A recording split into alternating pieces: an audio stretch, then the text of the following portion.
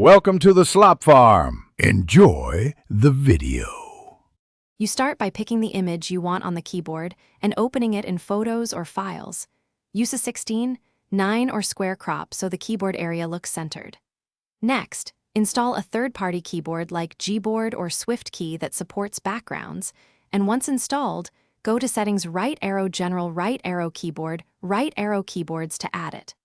Finally, tap the keyboard name and grant full access. This lets the app load your custom image into the keyboard background.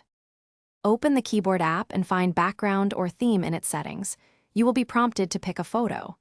You must crop and position the image so faces or text aren't hidden behind frequently used keys, and once positioned, use the app's blur, brightness, or transparency sliders to keep keys legible. Make sure to preview with the keyboard overlay if letters are hard to read. Reduce opacity or increase contrast so functionality isn't sacrificed for aesthetics. Once the background is saved, open any text field and switch to your custom keyboard using the globe icon. You should see your wallpaper immediately.